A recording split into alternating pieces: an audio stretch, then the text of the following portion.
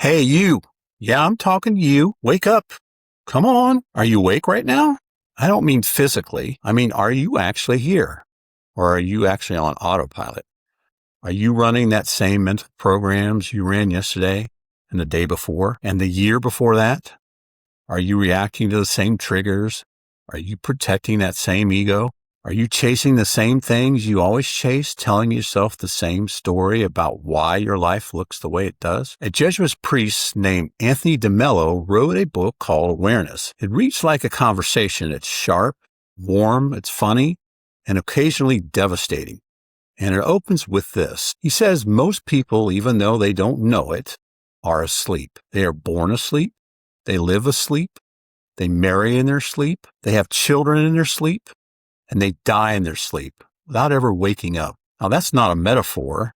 That's a diagnosis. And today on Mind Your Business, we're going to examine it. Because if you're a leader or an entrepreneur or someone trying to build something that matters, awareness isn't a soft skill. It's the prerequisite of everything else. So welcome and let's wake up.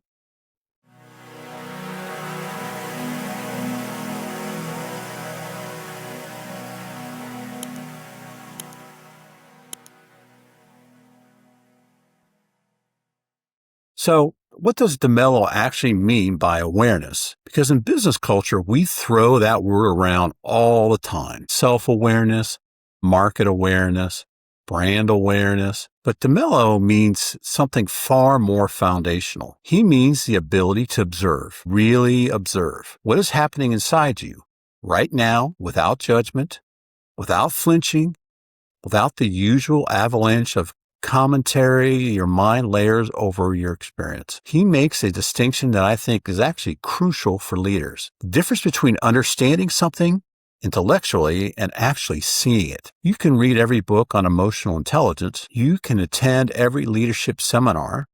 You can know in theory that you have a blind spots, but knowing about your blind spots is not the same as seeing them. And awareness is seeing. De Mello says, the one thing you need most right now is not money, it's not success, not love, not anything.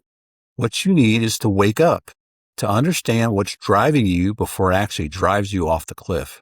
De Mello describes what he calls sleepwalking. And when I read this description, I see it everywhere in business. A leader who is brilliant at strategy, but completely oblivious to the terror he creates in meetings. The entrepreneur who says they want freedom, but structures their entire life around validation from others.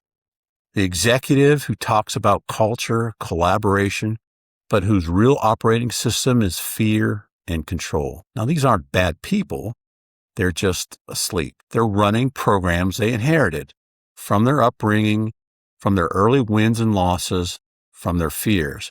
And they've never stopped long enough to actually look at the program itself. De Mello calls these programs our conditionings, and his central claim is this: you cannot change what you cannot see. You cannot transcend a pattern you haven't acknowledged. The first and most important act of leadership is not vision or strategy.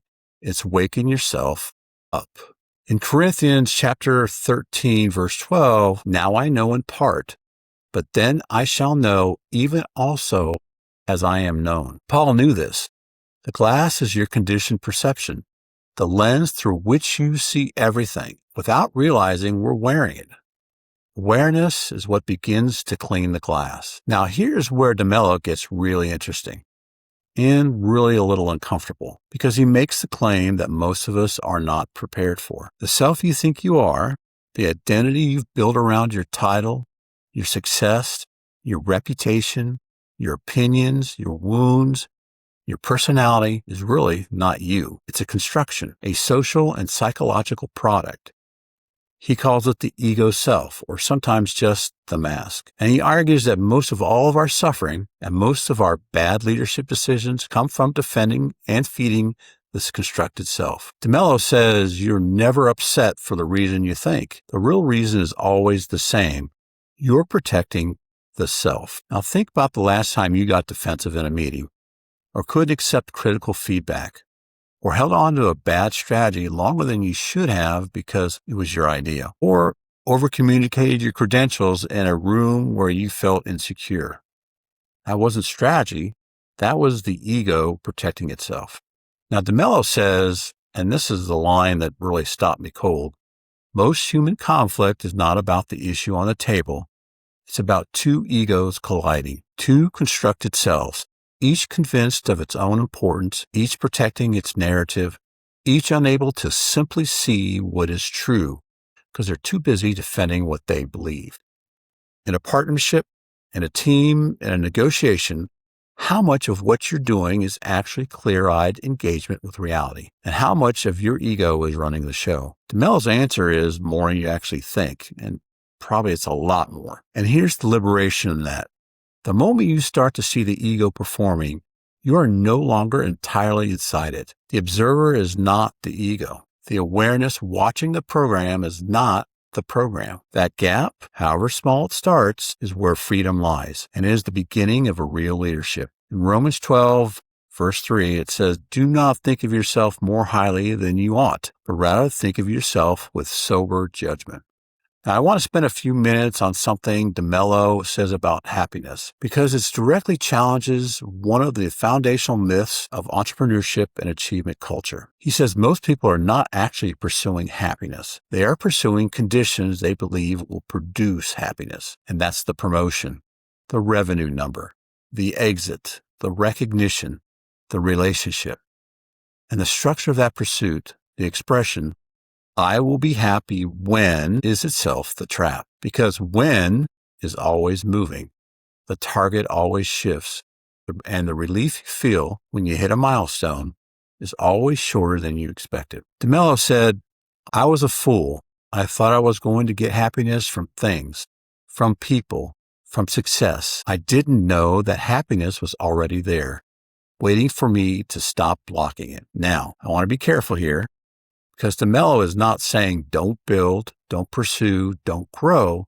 He's not preaching passivity. He's naming a specific pathology. When your emotional state is entirely contingent on external outcomes, now you've outsourced your peace. And you will never actually arrive, because arrival requires the very stillness you've been too busy to develop. The most sustainable high performers I've ever encountered, the ones who can sustain excellence over decades, rather than sprinting and burning out, share one thing. They are not emotionally hostage to the results. They care deeply about the work, but they are not devastated by failure or euphoric to the point of blindness at success. They have an interior stability that does not depend on the scoreboard. That is awareness in action. That is the fruit of actually doing the inner work. Now in Philippians chapter 4, verse 11, it says, "I have learned in whatsoever state I am, therewith to be content." Paul wrote that from prison, not from a corner office. Contentment is not a reward for achievement. It is actually a discipline cultivated independent of circumstances. De Mello and Paul are saying the same things from different traditions. The peace you're looking for is not out there, it's in here. And the awareness is the path to it. Now, how to practice awareness? Let's get practical. De Mello wasn't a philosopher. He was a practitioner. And his book is full of very specific, actionable invitations. And here are the ones I think that actually matter for leaders and entrepreneurs. Practice number 1, observe without labeling. De Mello says the first and most transformative practice is simply to observe what is happening inside you without immediately labeling it good or bad, right or wrong, mine or theirs. Just watch. Notice the emotion rising. Notice defensive thought forming. Notice the craving. Don't analyze it yet. Don't justify it. Don't fix it. Just see it. In business terms, the next time you feel triggered in a meeting, a flash of irritation, a surge of anxiety before a presentation, a defensive reaction to a question, just pause. Don't perform a response. Watch what's happening. And the 1-second gap between the stimulus and the response is where your leadership actually lives. Practice number 2, question your attachments. De Mello is ferocious about attachments. He says, make a list of the things and outcomes and identities you are most attached to. And ask yourself honestly, what would I be if they were gone? Your company, your revenue, your reputation, your title, your relationships? Not as a morbid exercise, but as a clarity exercise. Because everything you cannot afford to lose actually owns you. Every outcome you cannot be at peace runs you. Awareness means seeing your attachments clearly. And it's not necessarily releasing them all, but knowing where you're holding on so tightly that holding itself is distorting your judgment. Practice number 3, listen without agenda. De Mello describes what he calls dead listening. Listening not to understand, but to respond, to defend, to score points. Most organizational communication is dead listening on a scale. 2 people talking, nobody actually hearing. Aware listening means you come to a conversation empty, not blank, but without a predetermined destination. You let other people actually land. You notice when your ego is waiting for its turn to speak, and you consciously set that aside. The quality of your decision-making and your relationships will change when you do this measurably. Practice number 4, sit with what is. Finally, and this is probably going to be the hardest one, De Mello recommends what he calls the prayer of awareness, sitting quietly with what is, as it is, without trying to change it, not passive acceptance of injustice, not resignation, just the practice of being fully present with reality before you act on it. In a culture built on speed, iteration, disruption, and always on a hustle, this is countercultural, but is also where your best strategic thinking will actually happen. Your clearest insight will not arrive in your 10th back-to-back meeting. It will arrive in the stillness, if you actually ever give stillness a chance.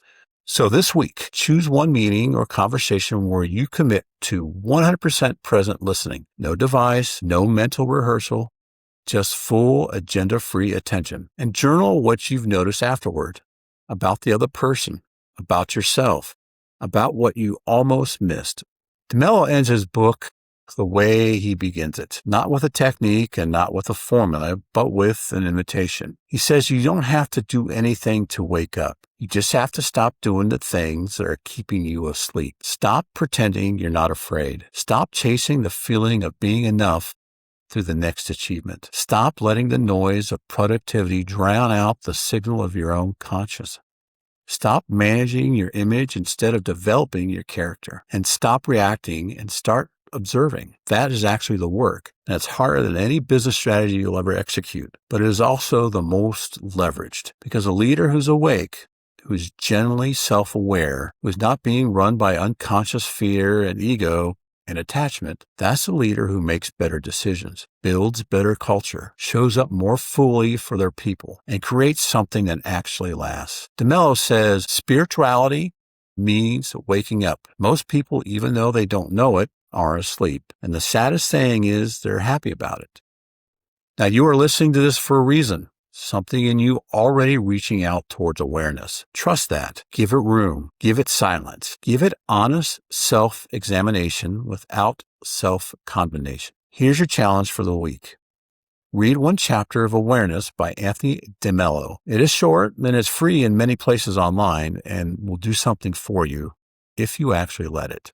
In Psalms chapter 51, verse 10, it says, "Create in me a clean heart, O God, and renew the right spirit within me." A clean heart, a right spirit, that is what awareness makes possible. Not just for your prayer life, but for your boardroom, for your team, for your family, and for everything you're building. I'm Steve Wagner, and this is Mind Your Business. So wake up and lead well and keep your mindset strong.